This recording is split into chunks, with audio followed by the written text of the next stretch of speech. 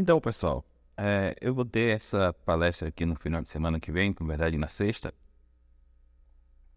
e eu tava pensando em repassar o que eu tinha para falar, para ver quanto tempo dava, né? Para ver se dava o tempo da palestra, mais ou menos, né? Daí eu pensei que não custava nada gravar um vídeo apresentando, depois eu poderia ver quanto tempo demora mais ou menos essa apresentação, né? Tá, então, o título da palestra é Sanidade Epistêmica, ou por que você não deveria ser opinionado, ou seja, ter opinião sobre tudo, ou cético, tá? Então, de alguma forma, é uma palestra contra bias e contra os céticos, tá?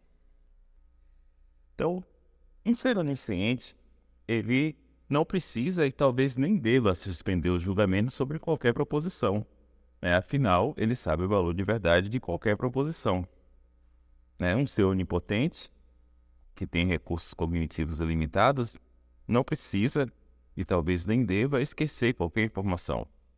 Afinal, ele tem espaço ilimitado na memória e tem também poder computacional ilimitado para encontrar a informação desejada sobre qualquer quantidade de informação recuperada, né?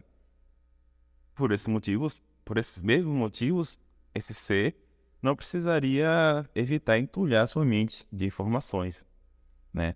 Só que a questão é que nós não somos esse ser, né?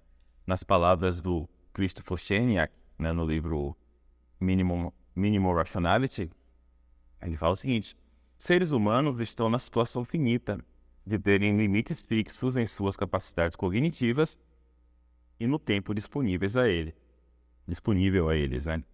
Então nós somos raciocinadores finitos nesse sentido, né? Nós estamos na situação finita descrita por Cherniak, né? Só que racionalidade epistêmica, né, daqui a gente vou falar só racionalidade, mas entendo racionalidade epistêmica, parece requerer que raciocinadores finitos sejam capazes de converter eficientemente, né, seus recursos cognitivos, que a princípio são escassos, em valor epistêmico, seja ele qual for. Ou seja, racionalidade, racionalidade epistêmica parece requerer que raciocinadores finitos exibam algum tipo de parcimônia cognitiva, tá? Então esse aqui vai ser um termo que eu vou estar sempre usando, parcimônia cognitiva.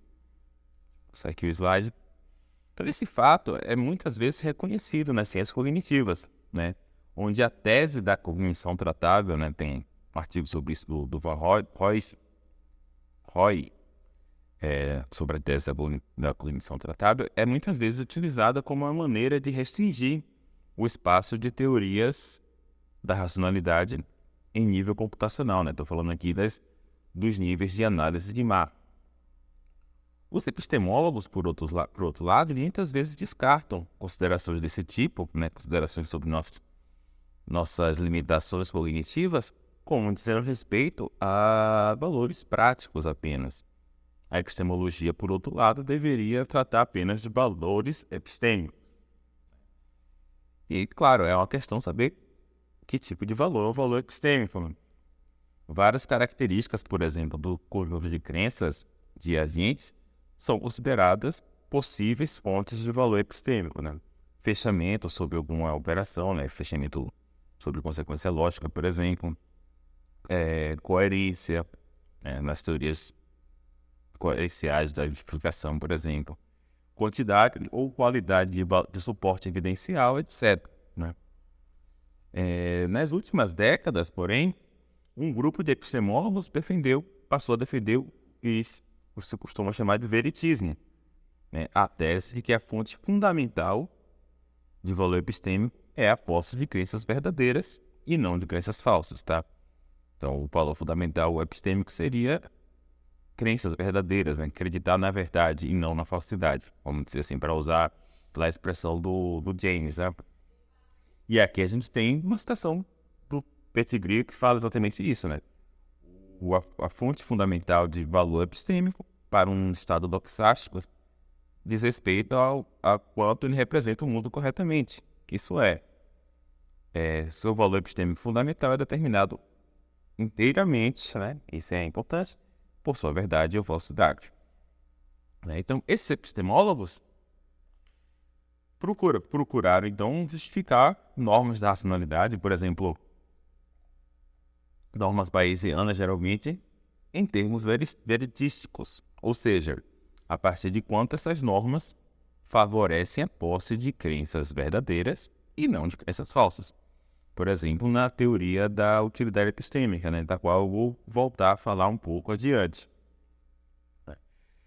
Então, nesse texto, né, que também é um artigo, nesse texto, nessa apresentação, eu pretendo propor a noção de sanidade epistêmica, tá? Que seria uma propriedade que levaria em conta, ao mesmo tempo, a parcimônia cognitiva necessária a raciocinadores como a gente, e o veredismo e a posse de crenças verdadeiras e não de crenças falsas, né?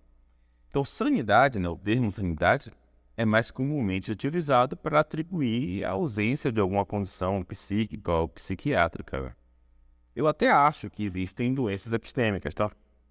Talvez falando um pouco metaforicamente, em que a doença epistêmica paradigmática seria um tipo de tendência a acreditar em coisas flagrantemente falsas ou injustificadas, né? Como, por exemplo, o que acontece com teóricos da conspiração. Mas sanidade também tem um significado de saúde mental, né? Que é o significado que eu estou explorando aqui, né? Quando eu falo em sanidade epistêmica. Então, eu estou tentando utilizar essa noção para designar se um raciocinador finito ele está em boa forma, né? Outra metáfora de saúde, para adquirir valor epistêmico, né? No caso, valor veredístico. Né? Por exemplo, se ele possui os recursos cognitivos necessários, as crenças prévias e se ele tem as habilidades de raciocínio adequadas. Né? Então, supondo que valor alético, né, para dar um nome diferente, para não confundir com as medidas da teoria da atividade epistêmica, por exemplo, supondo que valor alético seja o valor epistêmico de possuir crenças verdadeiras e não crenças falsas, potencial alético, né, outra noção que eu estou tentando introduzir, de um agente seria a quantidade de valor alético extra que é esperado que ele adquira, dado seu ambiente, suas crenças atuais e suas habilidades de raciocínio, tá? Então, sanidade epistêmica, ela estaria relacionada à manutenção de crenças que aumentam o potencial alético do agente. Crenças, como eu vou chamar depois, relevantes, né? Eu vou tentar introduzir uma noção de relevância epistêmica, tá? Que seja minimamente formal. Então, a sanidade epistêmica estaria relacionada a manter crenças relevantes e não manter crenças não relevantes, tá? Então, esse aqui é o aspecto de parcimônia cognitiva. A gente tem que acreditar na verdade, né? Acreditar na verdade é melhor do que acreditar na falsidade, mas, além disso, a gente tem que ter crenças relevantes. Né? Não adianta acreditar na verdade e um monte de verdade trivial. Né? Essa é a ideia. Não seria epistemicamente são, dado que nós temos recursos cognitivos limitados, sair acreditando muitas verdades triviais. Isso não seria bom para um raciocinador finito como a gente. É, né? Esse tipo de consideração que eu estou querendo captar nessa apresentação com esses termos. Né? Então, suspensão de julgamento, esquecimento. Isso é interessante, né? Porque esquecimento geralmente é tomado como algo ruim epistemicamente. Eu acho que o esquecimento é importante epistemicamente. E prevenção de entulhamento, né? Não achei uma tradução melhor para clutter avoidance, né? O termo, o conceito do Gilbert Harman. Não achei um termo melhor para isso, né? Então, essas três coisas, né? Suspensão de crença, esquecimento e prevenção de entulhamento seriam nossas grandes armas para manter nossa sanidade epistêmica, né? Mas o artigo que eu escrevi, esse artigo e a apresentação de hoje são sobre suspensão de julgamento, tá? É focado em suspensão de julgamento. Então, os epistemólogos geralmente distinguem três atitudes toxáticas categóricas diferentes, né? Um raciocinador qualquer, ele pode acreditar que é uma proposição verdadeira, ele pode desacreditar essa proposição, ou seja, acreditar que ela é falsa, mas ele também pode ter uma ele pode manter uma atitude de neutralidade em relação a essa proposição, né? E essa atitude que geralmente se dá o nome de suspensão de julgamento. Vou falar só suspensão daqui para frente, tá? Primeiro, a mera falta de crença, ela não pode ser suficiente para suspensão. Afinal, tem um monte de proposição que eu nunca nem considerei, né? Proposições sobre planetas muito distantes, etc. Eu nunca nem considerei essas proposições. Não faz sentido dizer que eu tenho uma atitude de neutralidade sobre essas proposições. Na verdade, eu não tenho atitude nenhuma sobre ela. Eu não tenho nenhuma atitude doxástica, porque eu nunca as considerei, né? Então, suspensão tem que ser mais do que a simples falta de crença, né? Então, usando aqui um termo de Sturgeon, suspensão é um tipo de neutralidade comprometida. Em que sentido? No sentido de que a suspensão de julgamento ela deve poder ser adotada ou abandonada dado razões, né? Você precisa ter razões para se colocar no estado de suspensão de julgamento, né? Você não está nesse estado naturalmente, vamos dizer assim. Então, assim, primeiro ponto, primeira aproximação que a gente pode pensar é que a suspensão de julgamento ela é, de alguma forma, cognitivamente parcimoniosa. Em que sentido? No sentido de evitar a adoção de muitas crenças, né? Porém, a gente vai ver depois que isso não é tão óbvio, porque suspender julgamento pode ter custo cognitivo próprio, né? Será que você consegue se manter nesse estado de suspensão de julgamento sem muito custo cognitivo? Mas, a princípio, ela é parcimoniosa no sentido de que evita a adoção de muitas crenças. Só que, como a suspensão poderia estar relacionada ao aumento de valor veritístico, né, de valor alético, é mais difícil de entender, né? Como é que você pode ganhar valor alético deixando de acreditar em alguma coisa?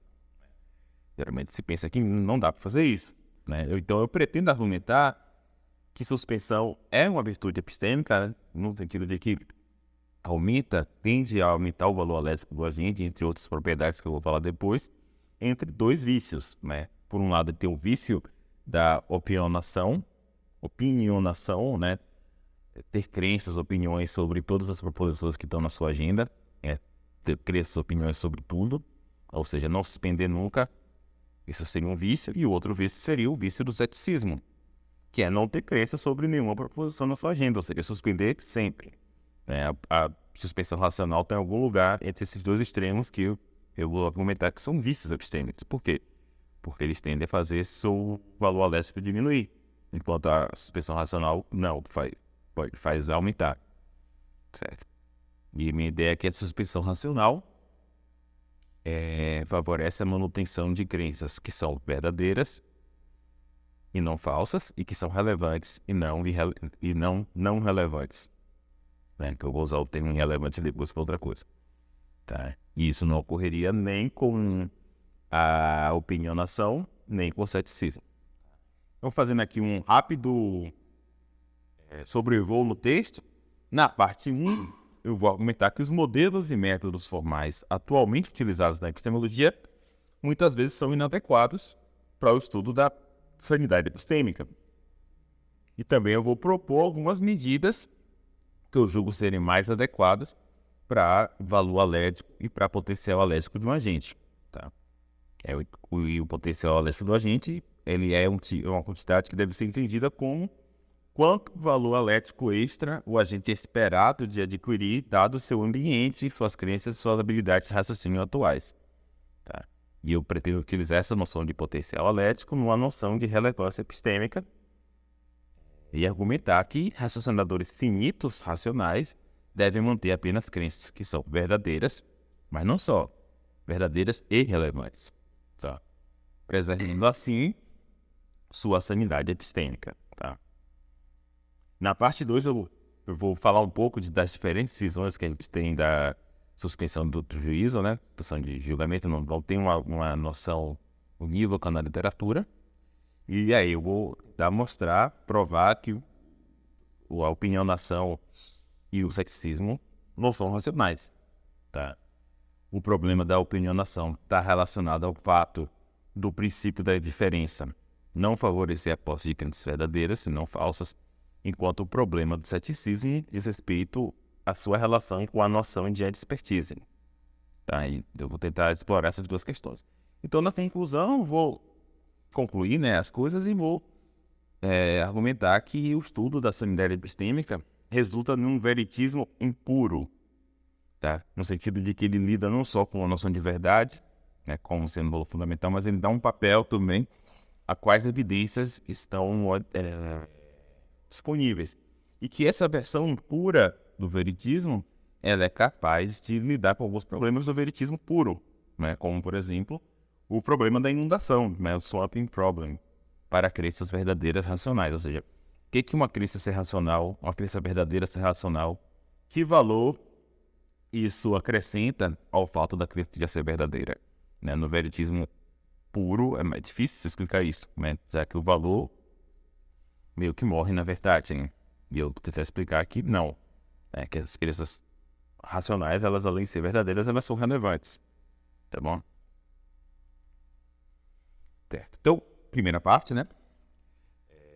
Os modelos e métodos da epistemologia que são utilizados atualmente são muitas vezes inadequados para o estudo da sanidade epistêmica, tá?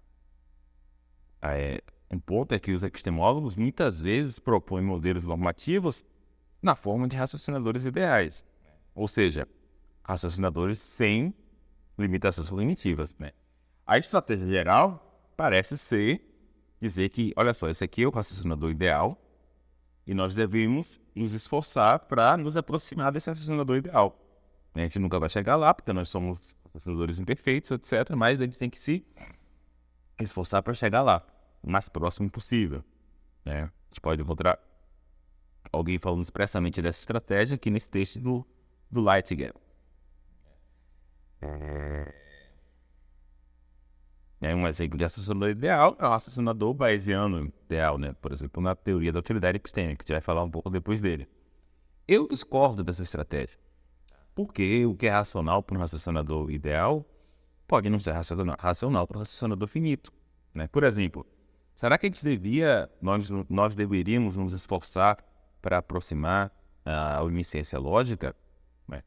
Qualquer tentativa de fazê-lo, né, de esforçar para fazer isso, sair derivando todas as verdades lógicas e consequências de todas as nossas crenças, resultaria em um tipo de paralisia cognitiva para a gente, né? Onde todos os nossos recursos cognitivos estariam sendo desperdiçados na derivação de verdades lógicas e consequências lógicas que muitas vezes são triviais, muitas vezes são irrelevantes no sentido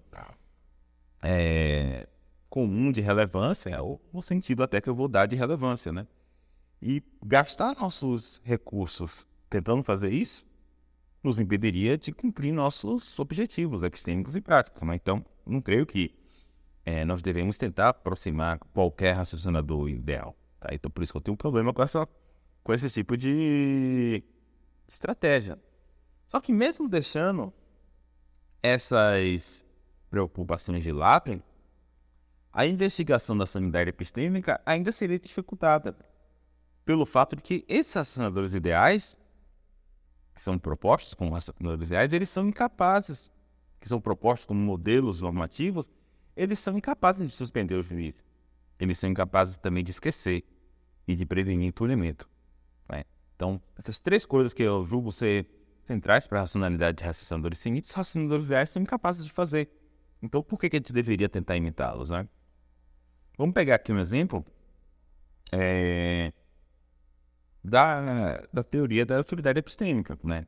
A teoria da utilidade epistêmica desenvolveu um dos melhores métodos de avaliação de valor veritístico da literatura, tá? Não preciso nem discutir isso. E essas investigações dessa área, né, desse tipo de estudo, geralmente seguem 3 etapas, né? Na primeira etapa, se define um tipo de conjunto ideal de crenças, né? E aqui pegando a citação do Pittiger novamente, se uma proposição é verdadeira numa situação, o grau ideal para um agente nessa situação é o grau máximo. Então, se algo é verdadeiro, o conjunto ideal de crença tem um grau de crença máximo naquela verdade, né? E se a proposição é falsa, o grau ideal nessa proposição é o mínimo, né? Então, de alguma forma, o raciocinador ideal, né, o cara que tem essa conjunto de crença ideal, ele é onisciente, né? Ele tem certeza de tudo que é verdade e certeza que é falso tudo que é falso. E perceba que esse cara, o racionador ideal da teoria da utilidade epistêmica, ele não pode suspender. Ele nunca suspende o julgamento, né? Porque ele sempre tem um grau de crença em todas as proposições. E no caso aqui, ainda são graus de crença extremos, né? É 0 ou 1. Né? Ou seja, esse racionador ideal, ele é opinionado. Né?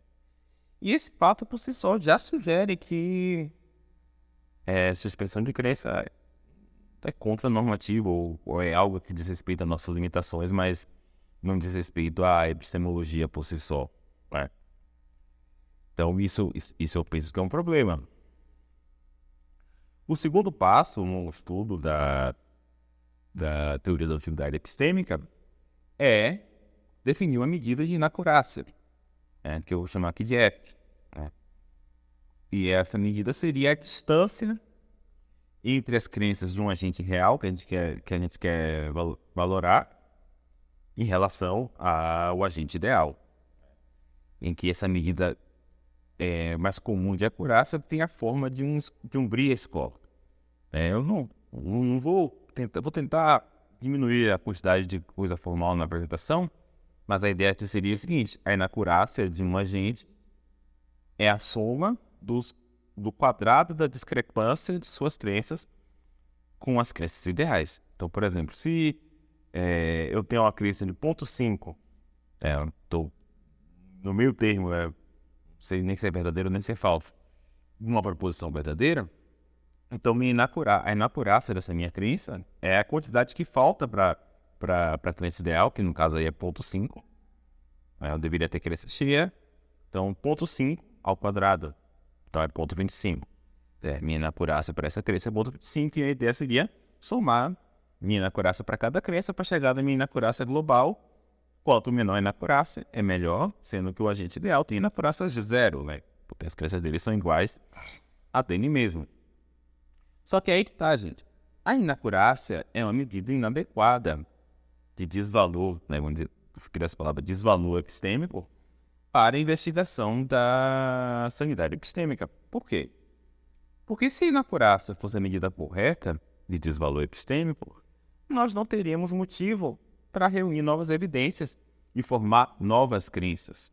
Porque, ao fazê-lo, a gente só está arriscando aumentar a nossa inacurácia, mas nunca diminuir. Perceba, eu só posso diminuir minha inacurácia revisando as crenças que eu já tenho. Eu nunca diminuo minha inacurácia adquirindo novas crenças.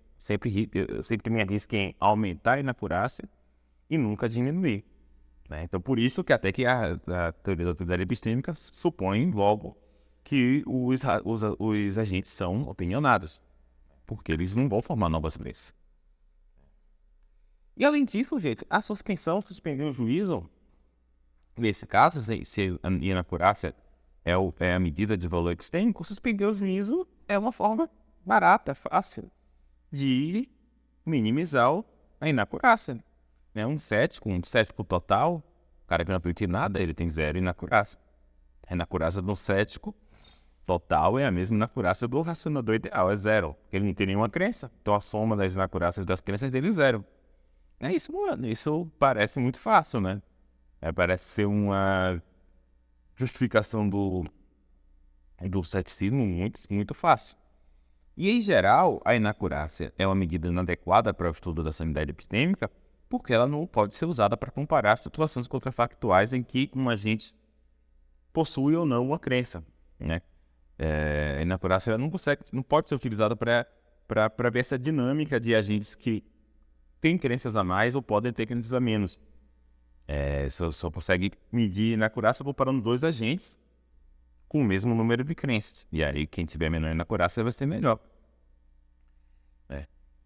E, geralmente, por exemplo, a teoria da utilidade epistêmica faz isso, supondo que todos os agentes são opinionados em relação a uma agenda fixa e finita. Certo? Então, o terceiro passo da investigação na teoria da utilidade epistêmica é utilizar essa medida de inacurácia e algum princípio da teoria da decisão em argumentos para normas da racionalidade, né?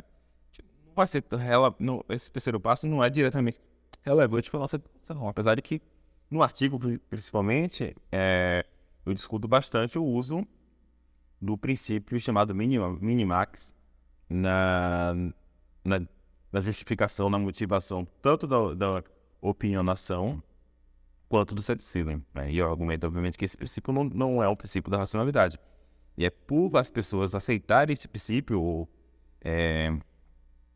aceitarem esse princípio, que elas podem supor que opinionação ou ceticismo são posições razoáveis.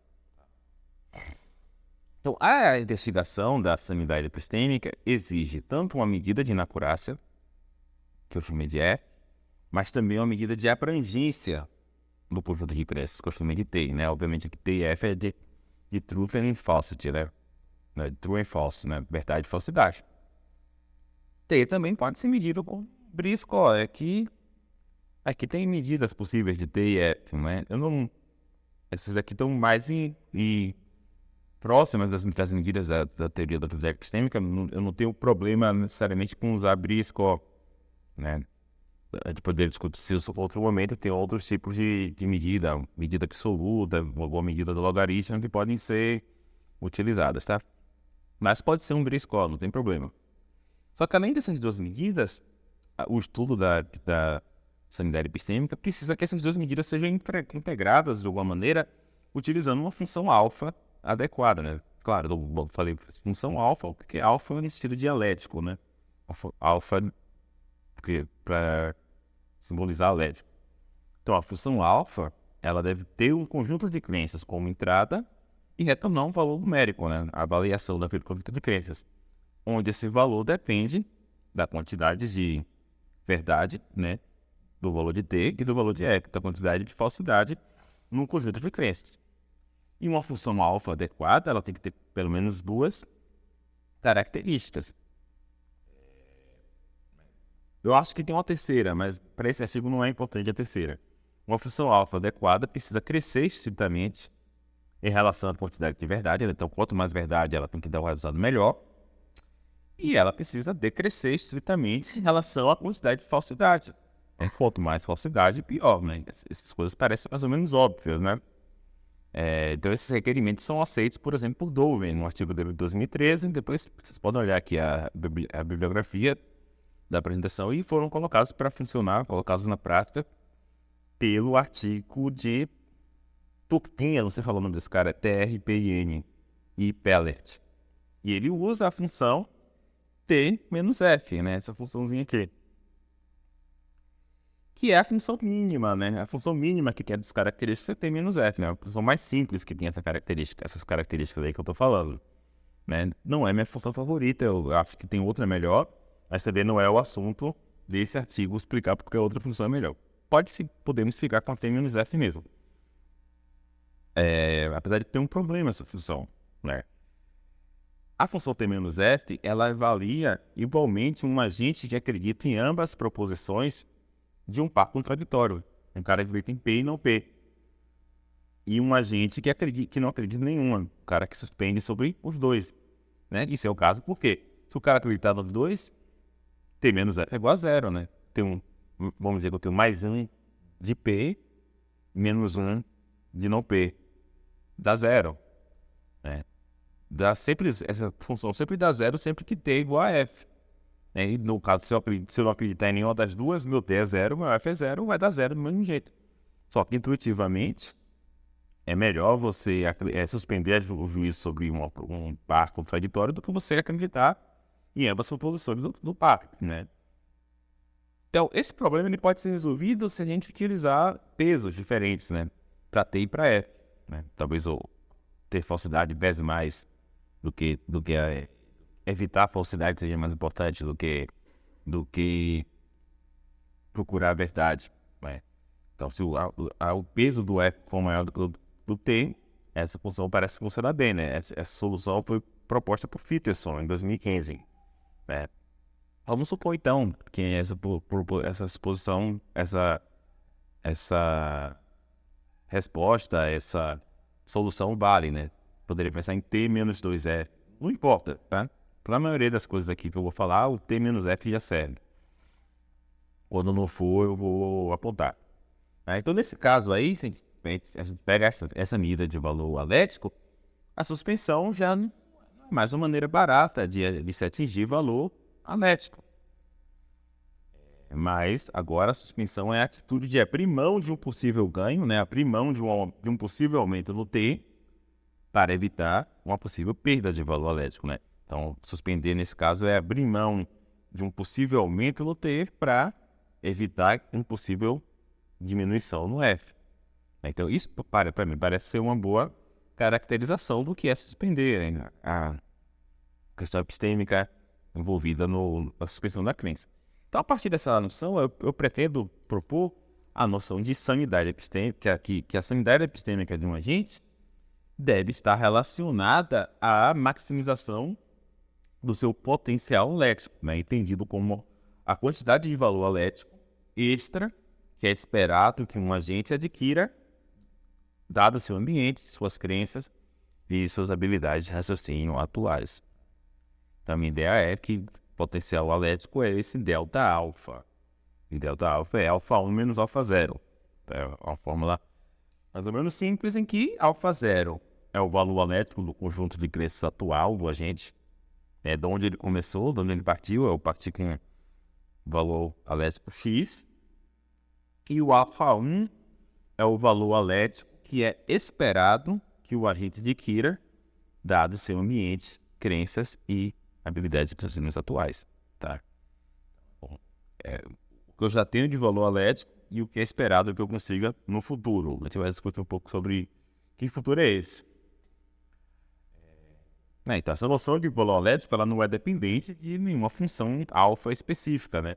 E ela pode ser adaptada para qualquer medida adequada de valor alético, né? Até acho que até o Olson tem um artigo que ele utiliza uma função parecida, uma medida delta parecida com essa aqui, só que ele utiliza como base a função V-valor de Goldman, né, que não cobre os requerimentos que eu coloquei aqui, mas enfim, a questão é que eu posso utilizar essa mesma noção de delta alfa para qualquer função de medida de valor alético adequada, né?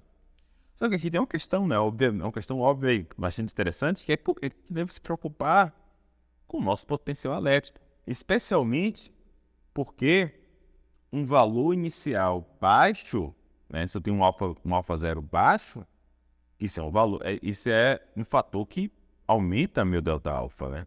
Então, será que a gente deve se esforçar para ter poucas crenças verdadeiras iniciais? Ou ter muitas crenças falsas iniciais? Porque isso aumentaria nosso potencial alético, né? Quer dizer, agora eu tenho a oportunidade de adquirir essas crenças ou de dropar essas crenças falsas, né? Então, por que eu deveria me importar com essa quantidade aqui, né? O ponto aqui é o seguinte, gente. A noção de sanidade epistêmica, ela pretende capturar uma dialética que eu acho que existe, que é importante. É uma dialética entre uma quantidade infinita de verdades lá fora a serem acreditadas. Então, tem um valor infinito, quantidade infinita de valor epistêmico potencial. Só que, ao mesmo tempo, a gente tem recursos finitos que estão disponíveis, ou temos recursos finitos disponíveis para tentar converter esse valor epistêmico potencial em valor epistêmico de fato, né? Converter essas verdades em crenças verdadeiras, né? Tem verdade demais e recurso de menos para a gente converter essa verdade em valor epistêmico. Então, eu acho que, de fato, há um trade-off entre racionalidade entendida como a maximização do valor epistêmico em algum momento, né, talvez do valor epistêmico esperado, e a manutenção da nossa sanidade epistêmica. Só que o meu ponto é que não há nenhum sentido em que um raciocinador finito ele possa maximizar o valor epistêmico esperado, ou o valor epistêmico esperado, a não ser que a gente artificialmente corte a agenda para uma agenda finita, mas na verdade no mundo real tem infinitas verdades, não tem nenhum sentido que a gente pode acreditar em todas, né? Então não tem nenhum sentido que a gente possa maximizar esse valor epistêmico em um momento específico.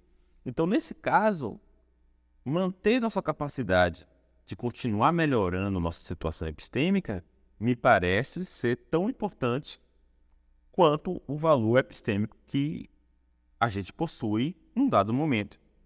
Tá? Agora, eu dizer isso não implica que nós devemos nos esforçar para ter mais crenças falsas iniciais ou menos crenças verdadeiras iniciais. Porque um ponto importante é que o valor alético esperado para um agente, ele depende das suas crenças iniciais, né? De modo que ter crenças falsas iniciais pode causar um valor alético mais baixo para você, né? Se você utilizar essas crenças em premissas para conclusões falsas. Né? Então, você ter crenças falsas iniciais, né, apesar de a princípio parecer, por causa da diminuição, que vai aumentar seu valor alético, mas na verdade vai diminuir. Porque você tem aquelas crenças iniciais falsas, vão te fazer raciocínios falsos e ter mais crenças falsas no futuro, provavelmente. E por outro lado, a falta de crenças verdadeiras relevantes, né? Só das relevantes, as relevantes não faz diferença você não ter, pode causar o mesmo. Pode causar diminuição do seu potencial elétrico ao prejudicar a sua capacidade de chegar a conclusões verdadeiras a partir das evidências disponíveis. Tá? Então, daí que vem a noção de relevância.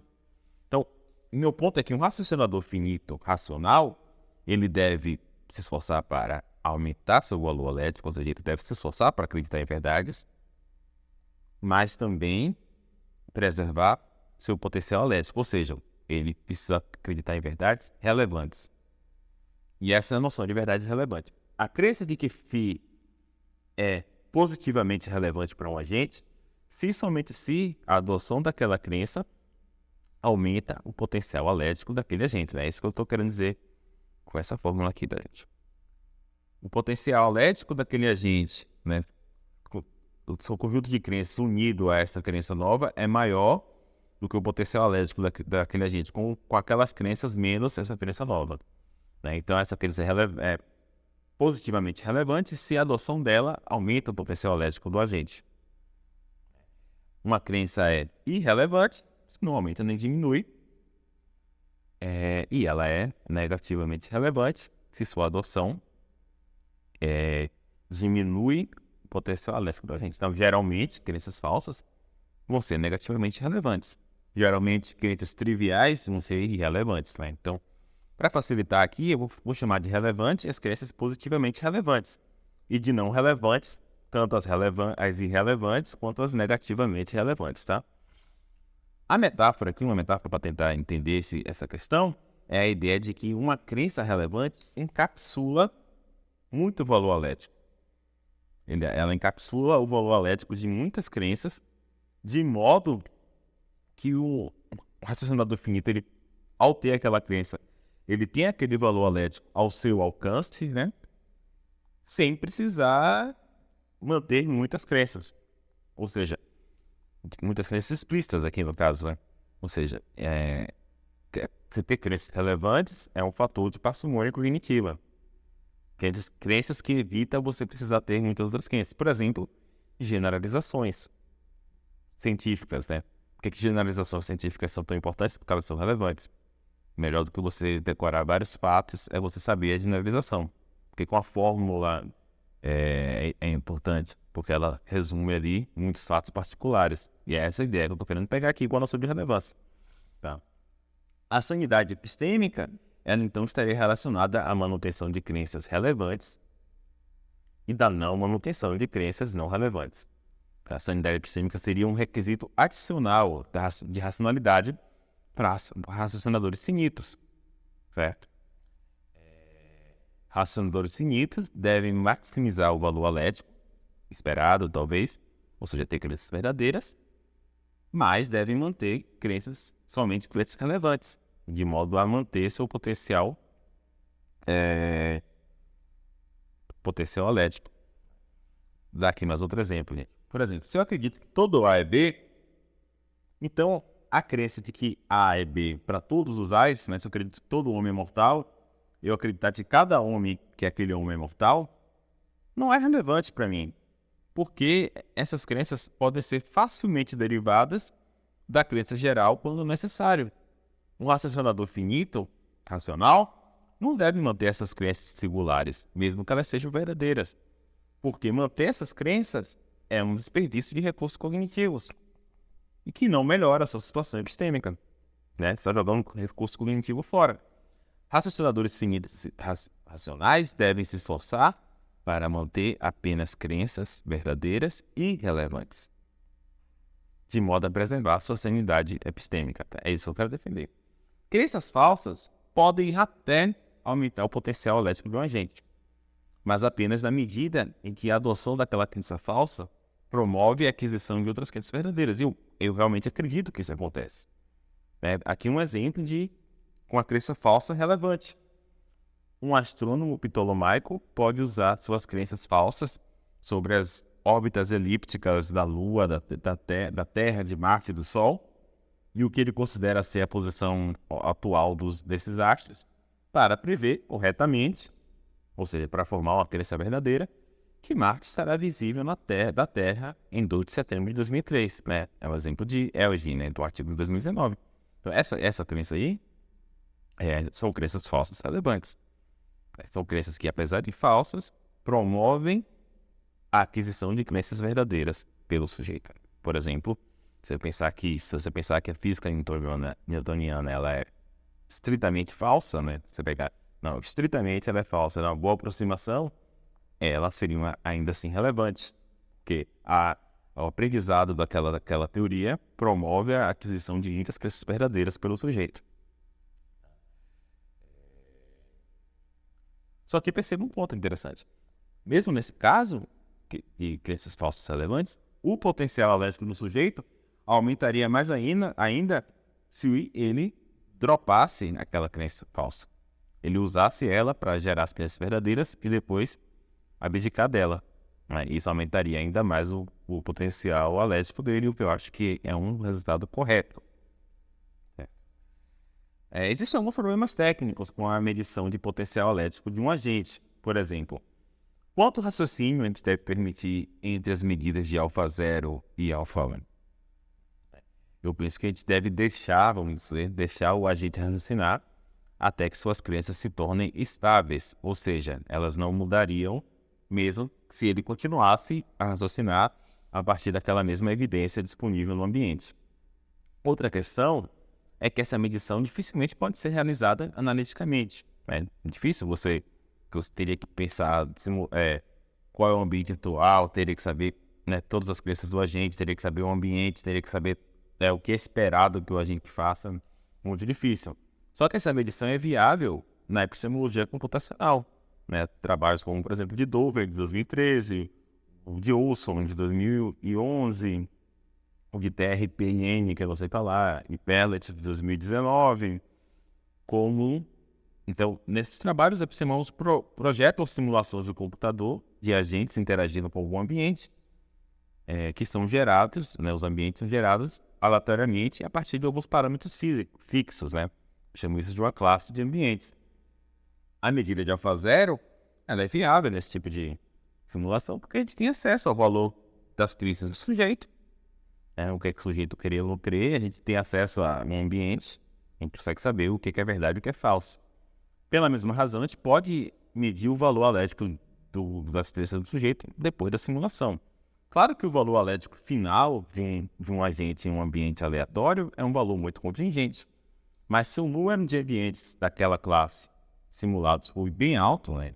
Eu costumo simular 10 mil vezes, por exemplo, a média desses valores se aproxima do valor esperado daquele agente para aquela classe de ambiente, ou seja, se aproxima de α1. E é assim que eu penso que esse tipo de estudo deve ser feito, né? Mas nesse artigo eu não vou fazer simulação.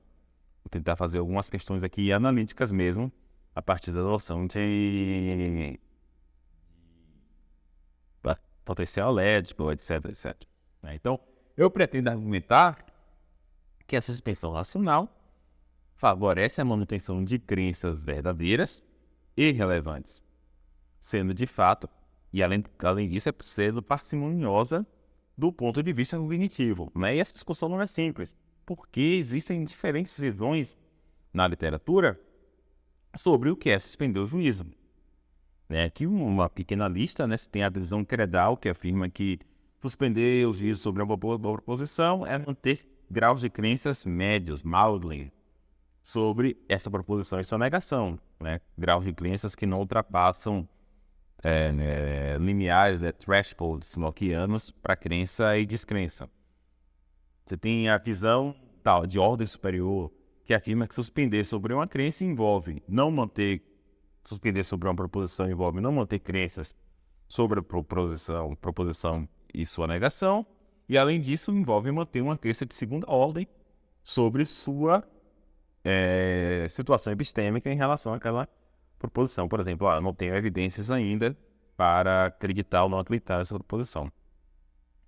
A visão interrogativa, né, proposta por Friedman, que é bastante importante, afirma que suspender sobre uma proposição envolve adotar uma atitude interrogativa sobre ela, ou seja, investigar ativamente sobre sua verdade. Então, eu suspendo quando eu estou investigando. É algo bem próximo da visão do ceticismo e suspensão. E já a visão anti-interrogativa afirma que suspender sobre uma proposição envolve adotar uma atitude anti-interrogativa sobre ela, ou seja, ignorar evidências sobre sua verdade. Eu não quero nem saber dessa proposição, né? Por exemplo, porque você pensa que aquela questão ali é irrelevante. Ao discutir as características epistêmicas da suspensão racional, a seguir eu vou apenas pressupor o que eu chamo de o núcleo normativo da visão 2 a 4, tá? Da visão de ordem superior, interrogativa e interrogativa. A questão da visão credal não vai dar para falar aqui, ela tem alguns problemas com nossa pré-teórica de suspensão de crença, né? Problemas apontados por Friedman. Mas eu vou supor o que eu chamo de núcleo normativo, que é o seguinte: se um agente racional suspende sobre uma proposição, então ele não deveria sustentar crenças sobre essa proposição ou sobre sua negação. Tá? Essa combinação de atitudes é impossível na visão de ordem superior, né? Porque, como eu acabei de falar, por definição, suspender envolve não ter crenças nem sobre uma proposição, não ter crença de primeira ordem sobre uma proposição ou sua negação. Né? Tem uma crença de ordem alta sobre sua posição epistêmica, sua situação epistêmica em relação àquela proposição. Suspender enquanto tem crenças é possível na visão interrogativa e interrogativa, só que eu penso que não é normativo, é irracional, é algo próximo, em ambos os casos. Por exemplo, Friedman argumenta que manter uma atitude interrogativa sobre uma proposição que você já acredita ser verdadeira pode levar a um tipo de rechecagem incessante. Tipo, você vai continuar investigando ativamente algo que você já acredita que é verdadeiro, e chega um momento que essa rechecagem se torna funcional. O homem tem que simplesmente parar de investigar que você já aceitou aquilo como verdadeiro. Né? Isso seria um motivo de ser racional você suspender o juízo sobre proposições em que você tem crença.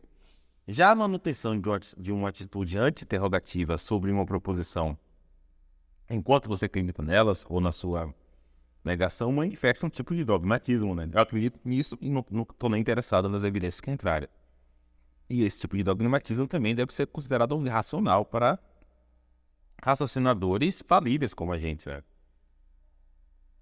Certo? Então, vamos começar a falar da opinionação. Então, como eu estava falando, a opinionação é a prática não parcimoniosa, do ponto de vista cognitivo, de um agente que mantém crenças sobre todas as proposições que estão na sua agenda, né? Em que a agenda é o conjunto das proposições em que ele está interessado. Então, o agente opinionado é um cara que, para tudo que ele está interessado, ele tem uma opinião, tem um grau de crença. A opinionação pode até ser racional, caso o agente tenha evidências adequadas para todas as proposições que ele tem na agenda dele, né? Então, nesse caso até que vai. Só que o que eu chamei de o problema da opinionação é o seguinte: como é que esse agente poderia definir suas crenças para proposições, esse agente opinionado, para proposições que estão na sua agenda, mas sobre as quais ele não tem nenhuma evidência. Esse problema não tem solução para agentes opinionados que mantêm apenas crenças cheias, né? Tem discussão sobre crenças cheias e grau de crença, eu não vou poder entrar aqui nesse ponto. Na ausência de evidências para proposições em sua agenda, esse cara ele só pode adotar crenças aleatórias, né, e desmotivadas. Então, se o cara tem só crenças cheias, parece impossível, realmente a opinionação parece ser bizarra. Mas a situação não é tão óbvia para agentes opinionados que mantêm graus de crença. Por quê? Porque existem modelos normativos para graus de crença que exigem opinionação, como, por exemplo, o modelo bayesiano. Voltando do bolo, como eu estava dizendo, a situação não é tão óbvia para agentes não opinionados, ou para agentes opinionados que mantêm graus de crença, porque existem modelos normativos para graus de crença que exigem opinionação. Por exemplo, o modelo bayesiano. E existem argumentos dentro desses modelos que prescrevem até maneiras como esses agentes opinionados devem estabelecer seus graus de crença na ausência completa de evidências, né? Como, por exemplo, usando o princípio da inferência. O modelo bayesiano de racionalidade geralmente inclui duas normas, né? Probabilismo e a condicionalização. O probabilismo, ele diz que uma função de grau de crença racional deve ser consistente com os axiomas da probabilidade, né, da teoria de probabilidade, lá os axiomas de Kolmogorov, por exemplo. Já a condicionalização diz que um agente racional ele deve atualizar suas crenças utilizando a condicionalização bayesiana, né, a famosa lá fórmula de Bayes, etc. Essas normas geralmente são apoiadas por dois tipos de argumento.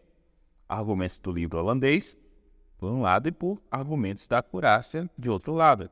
Argumentos da acurácia são, por exemplo, os argumentos da teoria da utilidade epistêmica. Esses argumentos de acurácia, eles pressupõem, oficialmente como uma idealização simplificadora, que os agentes são opinionados sobre uma agenda fixa, né? Por exemplo, por causa da, como eu falei antes, da medida que eles usam de inacurácia, que depende disso. Então, a princípio, as conclusões desses argumentos eles deveriam ser lidas como condicionais.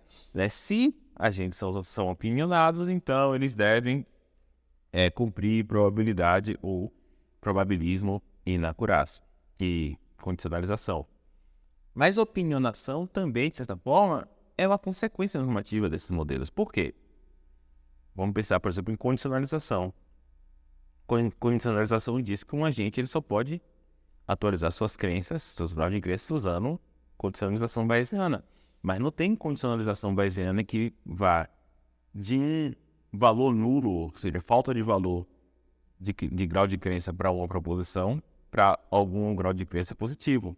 Né? Então, dado o modelo bayesiano, a gente não pode nunca ter uma crença nova, né? Uma crença da qual ele não tinha nenhum valor de crença anterior. Então, de certa forma, se você pretende só atualizar suas crenças sobre utilizando condicionalização bayesiana, você precisa ser opinionado. Você só pode se interessar pelas crenças que você tem grau de crença atualmente, porque você nunca vai poder ter um grau de crença numa proposição nova, né? Então, se a condicionalização é norma, uma norma de racionalidade, a opinionação também é. Né? Então, o modelo bayesiano está intimamente ligado a essa questão da opinionação. O bayesianismo subjetivo é omisso quanto ao problema da opinionação. O bayesianismo subjetivo, ele cessa aí. A gente tem que cumprir probabilismo e condicionalização, pronto. Né? Tirando quais são as suas crenças iniciais, por exemplo, pode ser qualquer uma, desde que seja probabilística. Um caso particular do problema da opinionação, que é geralmente discutido na literatura, é o problema dos priors, né? Como é que um agente bayesiano deve definir seus graus de crença no início da sua vida credal, né? Quando, por exemplo, ele não tem evidência de nada. Esse é um caso especial, porque eu acredito que você pode não ter evidência sobre alguma proposição, não só no início da sua vida credal, né? Você pode continuar não tendo proposições como, sei lá, Deus existe. Você pode viver sua vida toda e não ter evidências boas nem para um lado nem para o outro, entre outras coisas, né?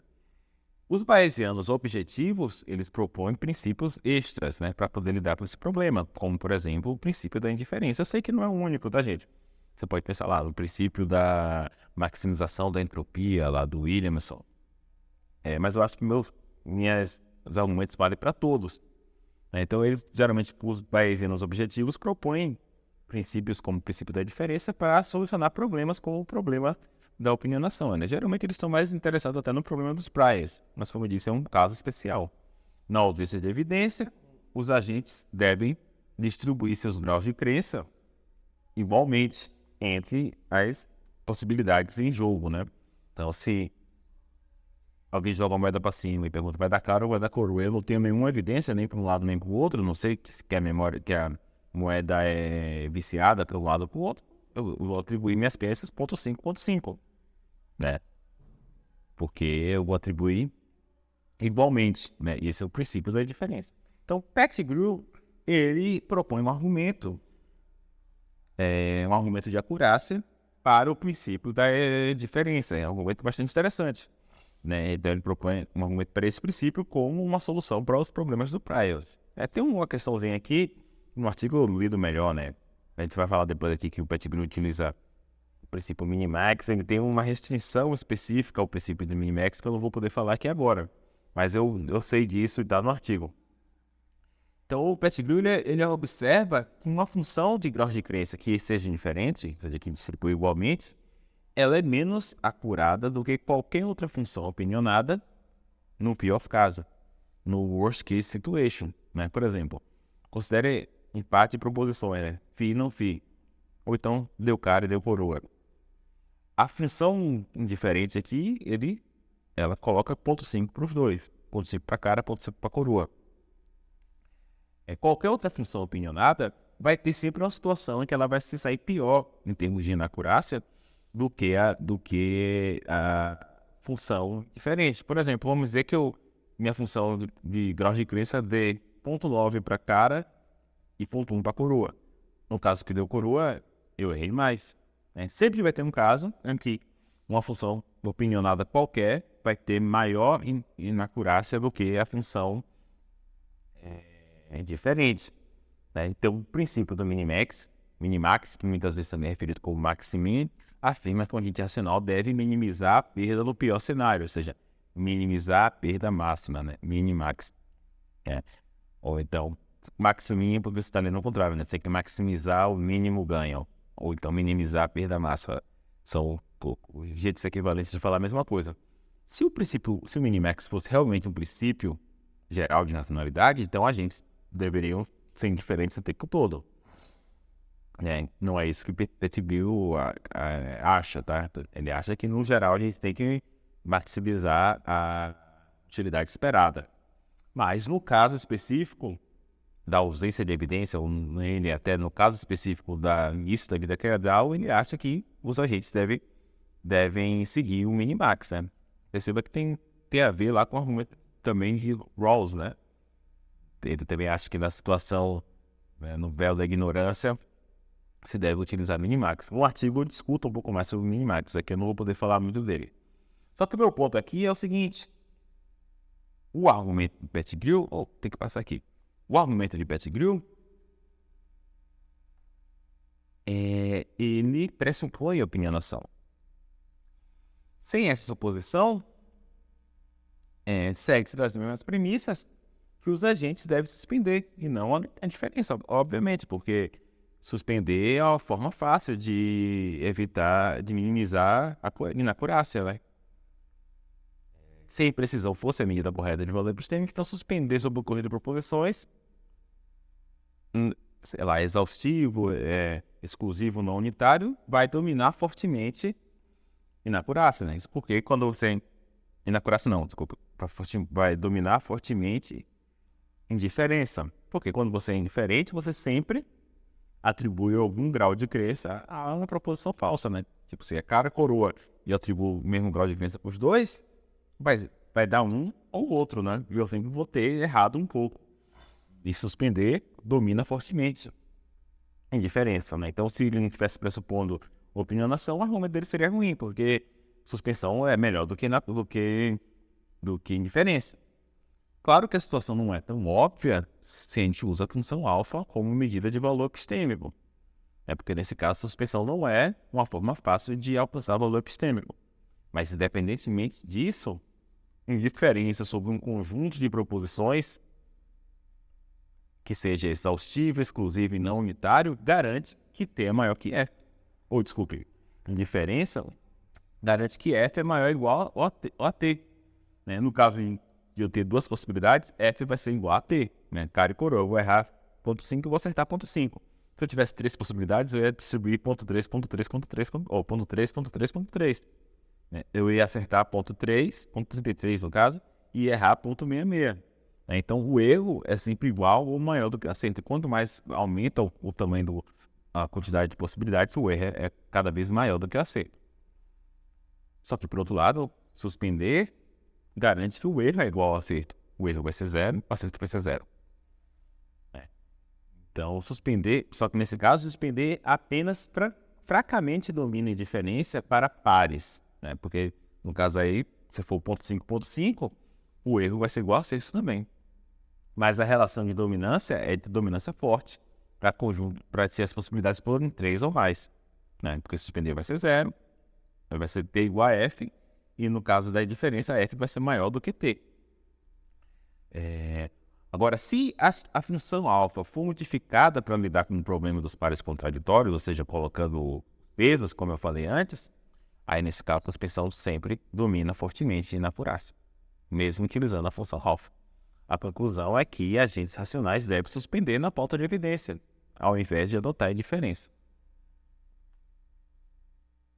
Agora, um agente ele pode não ter evidência sobre alguma proposição antes de investigar, ou seja, em alfa 0, ou depois de investigar, ou seja, em alfa 1. Mantém diferença sobre proposições sobre as quais você não tem evidência mesmo depois de investigar, nunca é epistemicamente são. Por quê? Porque nesse caso, suspender sobre essas proposições aumentaria seu alfa 1 e, consequentemente, seu alfa 0. Então, se você ainda te falta evidência mesmo depois de investigar, suspender sempre é melhor do que indiferença. Já adotar indiferença sobre proposições sobre as quais lhe falta evidência antes de investigar, pode ser epistemicamente são, mas desde que você deixe de ser indiferente após a investigação. Ou seja suspendendo, no caso de você não achar evidência, seja adotando crenças não indiferentes. Consequentemente, um raciocinador finito racional só pode ser opinionado quando ele já possui evidências sobre todas as proposições de sua agenda, ou espera possuir essa evidência após a investigação. E segue-se daí, gente, que opinionação não deveria ser pressuposta, por exemplo, com idealização simplificadora, em argumentos que pretendem apoiar o modelo normativo, porque essa pressuposição elimina artificialmente práticas epistêmicas não opinionadas, que podem render mais valor alético do que práticas opinionadas. Né? Isso aqui é um ponto que acho que o Leroy fala nesse texto que eu acho bem importante, bem no ponto.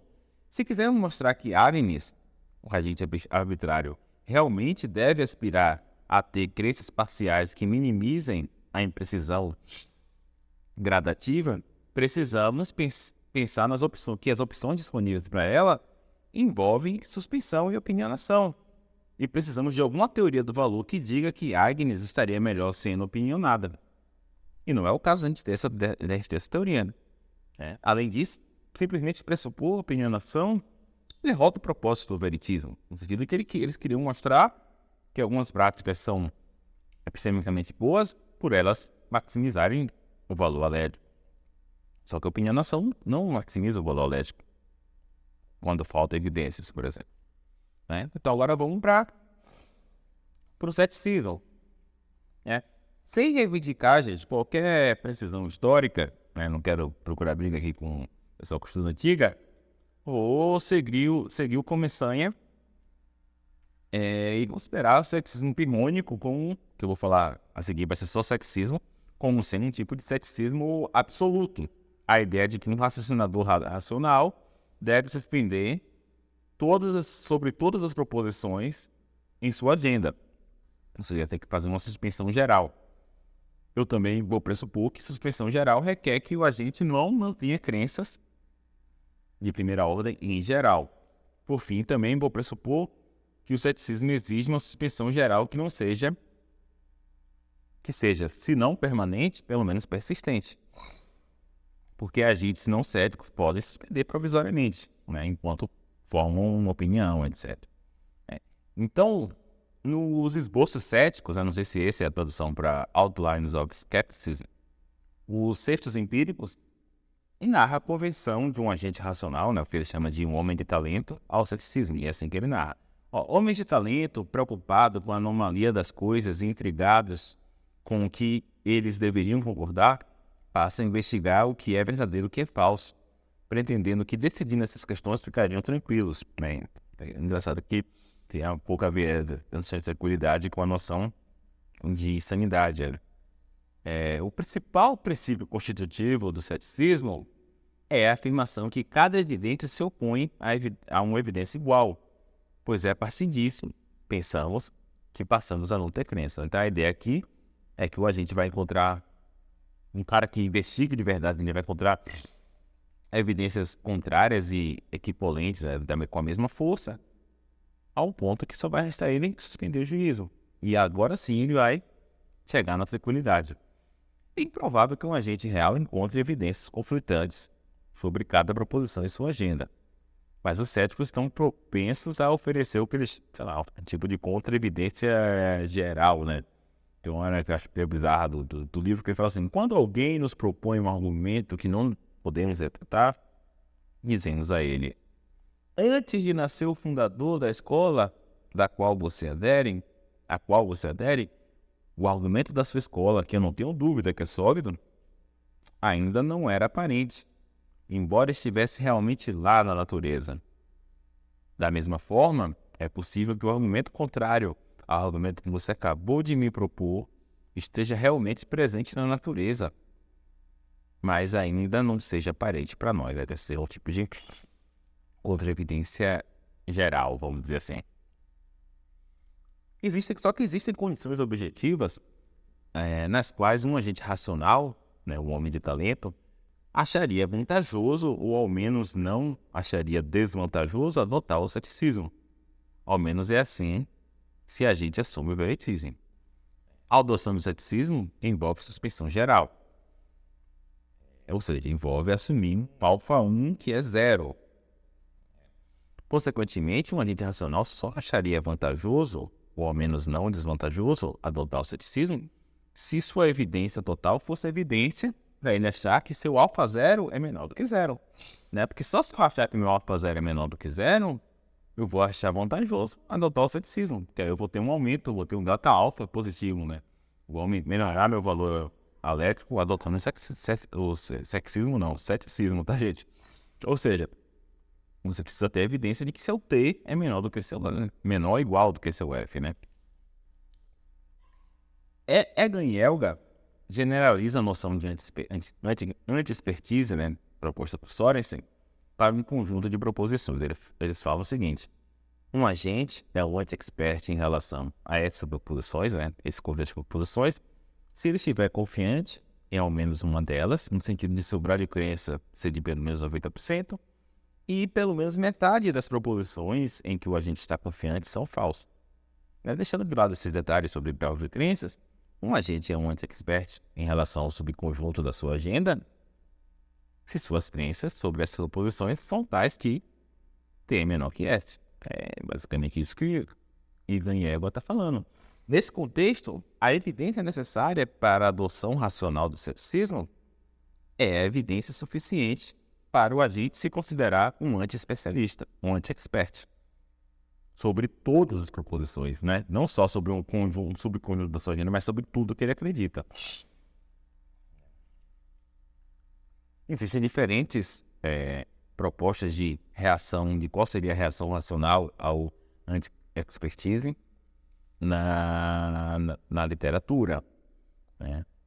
Sorensen argumenta que nunca é racional para um agente acreditar que ele é o anti-expert sobre uma proposição, né? A noção de Sorensen é só sobre uma proposição. O argumento dele baseia em dois pressupostos da racionalidade, que são probabilismo e que o agente sempre está correto. O agente racional sempre está correto sobre suas crenças, transparência, né? Obviamente são pressupostos que eu não posso assumir, já que eu estou falando de agentes finitos. Mas vamos ver o argumento dele. Suponha que um agente acredite ser um anti-especialista sobre φ. Se ele acredita em φ, ele acredita em φ, por transparência. Mas se ele também acredita, mas ele também acredita que acredita em não φ. Por quê? Porque ele pode fazer um modus tollens na expertise. Se eu acredito que φ, então φ é falso, porque eu sou um anti-expert. Então, daí eu vou acreditar que não φ. Só que aí agora ele está numa situação de incoerência, né? Então, só se ele conclui que um agente racional deve suspender o julgamento sobre sua expertise. Tá?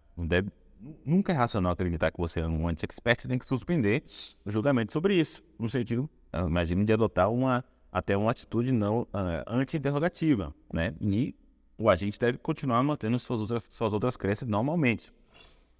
Já Igan e Elgar concordam com a autoatribuição, que a autoatribuição de expertise não é racional para qualquer agente, mas eles discordam de Sorensen sobre como um agente racional deve reagir à evidência de sua anti-expertise. Eles sugerem que, diante das evidências de anti-expertise, sobre um conjunto de proposições, esses agentes devem suspender, não sobre a anti-expertise, mas suspender sobre as proposições. Imagina, fiquem no sentido de adotar talvez uma atitude interrogativa, não sei. Um ponto importante é que Igan e Elgar muitas vezes baseiam seu argumento em uma noção um pouco mais forte de expertise. Eles falam o seguinte: quando alguém se convence de que todos os seus julgamentos em um domínio são produzidos por um processo anticonfiável, então deve suspender o julgamento sobre esse domínio. Essa alegação relaciona anti-expertise não apenas a T menor que F, né? Você achar que você tem mais crenças falsas do que verdadeiras, menor ou igual, né, no caso, mas também você achar que você tem um delta alfa negativo, né? Menor que zero, menor ou igual a zero, na verdade. Vamos assumir essa noção daqui em diante. A princípio, a proposta de Igan e Elgar está em linha com a história cética, né? Então, nesse caso aí, então, parece que se você acha que o seu delta alfa é negativo, sempre faz bem você assumir o ceticismo, porque você vai ter um delta alfa positivo, né? Porque você vai sair de um alfa negativo para um zero. Positivo, na verdade, maior ou igual a zero, né? Se um agente acredita que ele é um anti-expert sobre todas as proposições que ele acredita, então ele deveria suspender em geral. Mas tem um problema aqui. Tem um problema para a aplicação da reação de Igan e Elgar para as autoatribuições de expertise sobre tudo que você acredita, né? Não é um problema para a teoria deles. É um problema para essa aplicação específica. Se você acredita que é um anti-expert sobre tudo que você acredita, então você acredita que você é um anti-expert sobre sua própria anti-expertise. Consequentemente, você deveria suspender sobre ser um anti-expert. Mas dado que você suspendeu essa crença, por que razão você vai continuar suspendendo suas outras crenças, né? Parece que é uma situação aqui instável. Uma vez que eu suspendo sobre a crença que eu sou um anti-expert, eu não tenho mais motivo para manter as outras suspensões. Então, como eu falei, esse aqui não é um problema geral para Igan e Elgar, né? Mas apenas para a aplicação da sua proposta para a suspensão geral. Então, eu concordo com o Bonmarito, né, esse artigo aí que está citado, que autoatribuição de expertise, elas não são necessariamente intencionais para raciocinadores finitos como nós, né? Primeiro que essas autoatribuições podem ser verdadeiras. E sendo verdadeiras, elas aumentariam nosso valor alético. Então, a gente não está aqui abrindo mão de valor alético. E certamente elas são relevantes, porque essas autoatribuições de expertise podem servir como tipo de bandeira, né? Uma flag para o raciocinador finito revisar suas outras crenças, né? Tipo um alerta. Olha só, parece que você está sendo um anti-expert aqui. Vamos revisar suas crenças, por exemplo, suspender julgamento. Dificilmente alguém, sei lá, muda posição política, algo desse tipo, mas assim, seria um motivo, né? Pô, tá parecendo aqui que sua posição política tá levando você a ter um monte de crença falsa sobre o mundo, etc. Né? Então você tem acende esse alerta, aí você vai revisar suas crenças. Né? Então, essa crença do anti-expertise, ela é relevante epistemicamente. Que pode melhorar, ela pode melhorar sua situação epistêmica. Né? Então, nesse ponto, a manutenção da crença de anti-expertise poderia sustentar a ideia de suspensão geral sobre todas as crenças de primeira ordem, né? O que poderia favorecer, ao contrário do que acontece com a reação de Egan e Elgar, né? O que poderia favorecer a história cética de conversão. Porém, do ponto de vista do veritismo, essa reação não é a melhor reação à evidência de anti-expertise. Por quê? Porque se um agente acredita que seu alfa zero é menor ou igual a zero, ou seja, que T é menor que F, e que seu delta alfa também é menor que zero, então adotar o ceticismo resultaria no alfa 1 igual a zero, né? Porque você não vai ter crença nenhuma, e no delta alfa maior ou igual a zero, o que é uma coisa boa. Mas a revisão racional para autoatribuição de anti-expertise em geral não é suspensão, mas sim inverter suas crenças, flip your beliefs, né?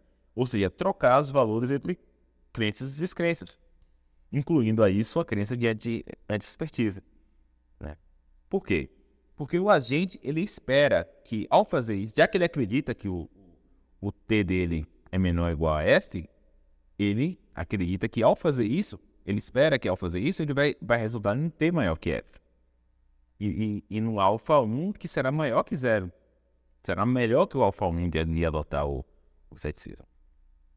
A desigualdade aqui é estrita, porque agora a própria descrença de expertise também retorna verdadeira, né? Ele vai acreditar vai inverter todas as suas crenças, inclusive a crença de que ele é um anti-expert. E ele vai ter agora mais crenças verdadeiras do que crenças falsas, na sua perspectiva. Né? Ou seja, o valor esperado de inverter crenças é maior que o valor esperado de suspender. Né? Na verdade, o valor esperado de suspender, ele é você tem certeza sobre isso, o valor é zero, né? Agora, o valor esperado de eu inverter minhas crenças é maior do que esse. Se um agente racional deve maximizar o valor esperado, então, um agente racional, na presença de evidência de anti-expertise geral, ele não deve adotar o ceticismo. Ele deve inverter as crenças. Essa estratégia de inversão explora um entendimento de Soares, de que, citando Soares, um especialista é tão útil quanto um especialista, pois você pode converter crenças anti-especialistas em crenças especialistas, aceitando suas negações. E o mesmo aqui vale para potencial alérgico. O potencial alérgico esperado de um agente que acredita ser um anti-especialista é menor ou igual a zero. Né? Ele acredita que ele só vai piorar. Beleza. O sexismo resulta no delta alfa maior que zero, né? Porque um agente acredita que o alfa zero ele é menor que zero e o alfa 1 de adotar o ceticismo é zero. Só que inverter as crenças resulta num delta alfa ainda maior, porque o alfa 1 vai ser maior que zero. Né? Então esse aqui é o meu argumento. Vamos para as conclusões, tá? Conclusões 1 sobre opinionação. Opinionação não é racional, na ausência de evidências, porque requer o uso de princípios, como o princípio da indiferença, mas o valor epistêmico da indiferença é dominado pelo valor da suspensão. Conclusão 2 sobre opinionação. Opinionação só é epistemicamente sã ou se o agente tem evidência para todas as proposições de sua agenda, ou se ele espera encontrar essa evidência para todas as proposições da sua agenda através da exploração do ambiente virtual. Né? Caso contrário, se ele não encontrar, ele precisa deixar de ser opinionado. Afinal, na ausência de evidência para alguma proposição, a gente deve suspender sobre aquela proposição. Além disso, opinionação não é parcimoniosa do ponto de vista cognitivo, porque envolve a adoção de muitas crenças. Crença geralmente envolve ter uma representação mental de algum tipo e uma avaliação positiva em relação a essa representação. Estou supondo aqui que um sujeito acredita que Φ, quando ele está disposto a recuperar algum registro da sua memória e aceitar esse registro como uma representação verídica de que Φ. Um registro pode ser proposicional, imagético, eu não sei.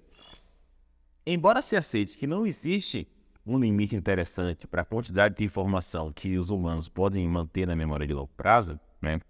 Depois a gente pode até conversar sobre essa literatura, também é aceito que o aprendizado de novas informações pode afetar negativamente nossa capacidade de recuperar informações antigas e vice-versa.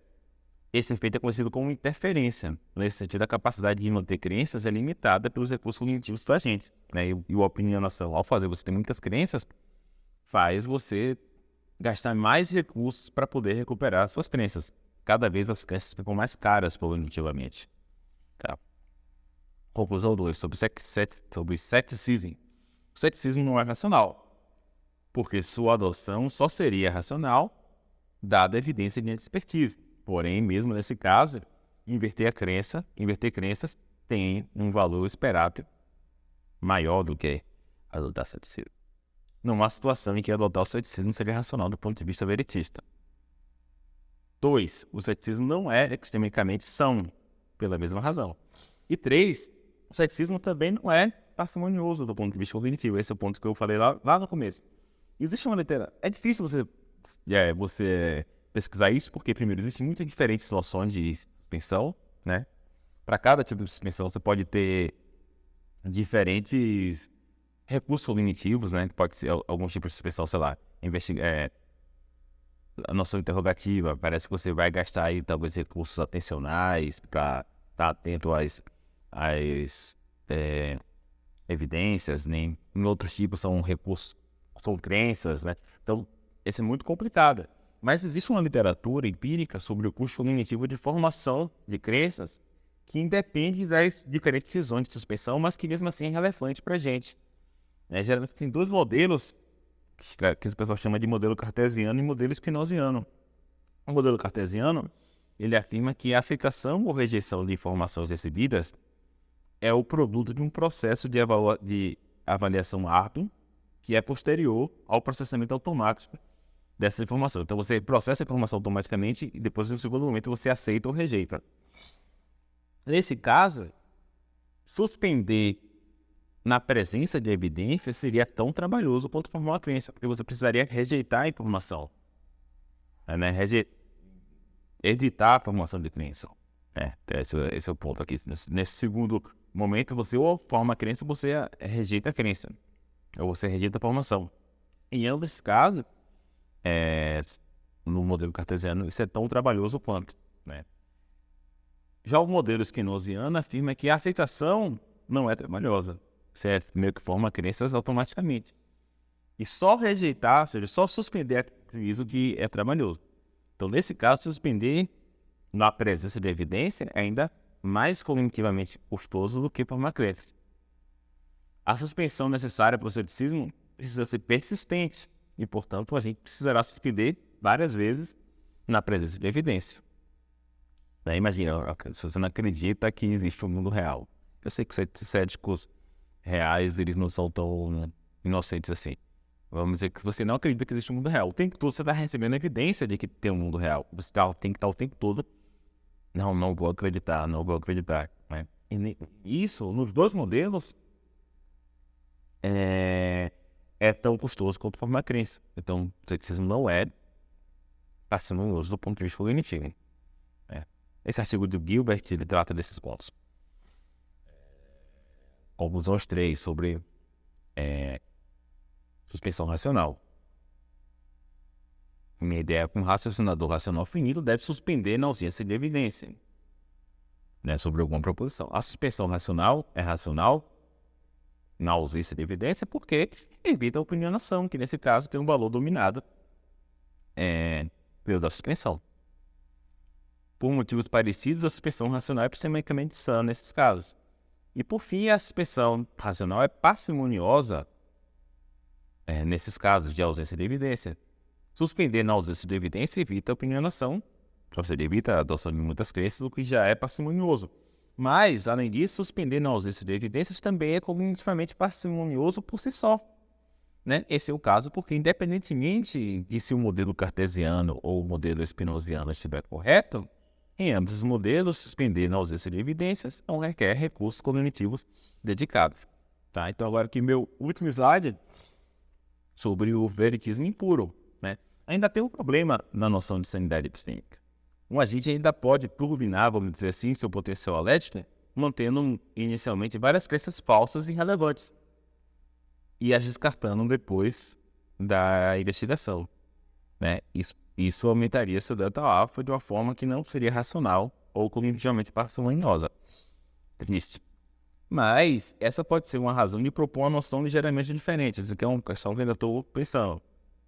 De sanidade epistêmica, que diria respeito a aumentar a relevância média das suas crenças. A relevância média das crenças de um agente é o potencial alético do agente dividido pelo número de crenças que ele tem atualmente. Então, nesse caso que você adotar crenças falsas e irrelevantes, não vai aumentar a relevância média da sua crença, ela vai sempre diminuir.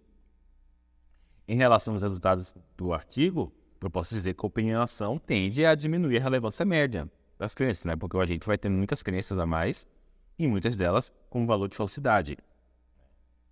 No caso, por exemplo, das crenças indiferentes. Já o ceticismo seria um caso degenerado de suspensão que não aumenta a relevância média das crenças do agente. Na verdade, o valor sequer é pré-definido, né, para céticos, já que o número de crenças é zero, né? Finalmente, essa suspensão racional aumentaria a relevância média das crenças, porque envolve a manutenção de menos crenças, de crenças relevantes. Relevantes, pelo menos no sentido de que tem a ver com as evidências do ambiente que eu cerca, né? Eu tenho uma crença que ela é suscitada pelas evidências, eu tenho maior probabilidade de usar ela em outros raciocínios, com outras evidências. Então, essa crença ela é relevante nesse sentido, que ela é provavelmente mais usável para você aumentar seu valor alético. A investigação de sanidade epistêmica ela dá origem a um tipo de veritismo impuro, onde a medida de valor epistêmico é veritista, valor alfa, mas em que o tipo de evidência que está disponível no ambiente também é relevante, quer dizer, o tempo todo falando de evidência. Né? A noção de evidência média ela pode ser usada numa noção quantitativa de relevância para crenças individuais. A relevância individual de uma crença, né? Isso aqui é o que eu estou querendo dizer com essa fórmula aqui, ó. Aqui é a relevância média e aqui essa forma é a relevância individual. A relevância individual de uma crença seria a relevância média do agente. Seria a diferença entre a relevância média do agente com e sem aquela crença. Né? Então, aqui a minha relevância média com aquela crença e aqui se eu tirasse aquela crença, qual seria o impacto, né? Então, essa medida de relevância individual permitiria ao veritismo impuro lidar com alguns problemas normalmente atribuídos ao veritismo puro. Né? Por exemplo, por Little John, que é o artigo de 2015. Por exemplo, a medida de relevância individual poderia nos dar a solução para o problema da inundação, em que uma crença verdadeira, racional, tem a mais, qual o valor que ela tem a mais do que uma crença simplesmente verdadeira. Ela além de ser verdadeira, ela tem uma relevância individual alta. A presença dela no seu conjunto de crenças faz muita diferença para o seu potencial epistêmico, né? Ou seja, se você tirar ela do seu conjunto de crenças, vai degradar bastante o seu potencial epistêmico. Então, por isso que ela tem um valor além da sua verdade. E essa medida também pode ser usada para explicar a existência de falsidades epistemicamente úteis, né? Por exemplo, no artigo de Elgin de 2019, ele fala disso, né? Foi daí eu tirei o exemplo do astrônomo Ptolomaico, né? Uma falsidade, uma crença falsa epistemicamente útil, quando ela tem um valor, uma relevância alta. Ou seja, quando a presença dela no seu conjunto de crenças resulta em aumentar seu potencial ético. Tá bom, gente? Então é isso. É isso por hoje. Continue em Samos, né? Stay sane. Tá? Se alguém quiser aqui, vou dar uma passadinha aqui pela bibliografia para ficar registrado se vocês tiverem interesse. Qualquer coisa aí, comentem aí que eu respondo. Bibliografia 2, porque tem um artigo do Little John, que é bastante legal, o artigo do Light, que é muito legal. Na verdade, todos os artigos que tem aqui eu acho legal. Cestos empíricos, Sorensen. Um artigo aí, quem quiser saber mais sobre ceticismo, né? Não me tome como historiador do ceticismo. E é isso aí, galera. A gente se vê aí. Abraço, tchau.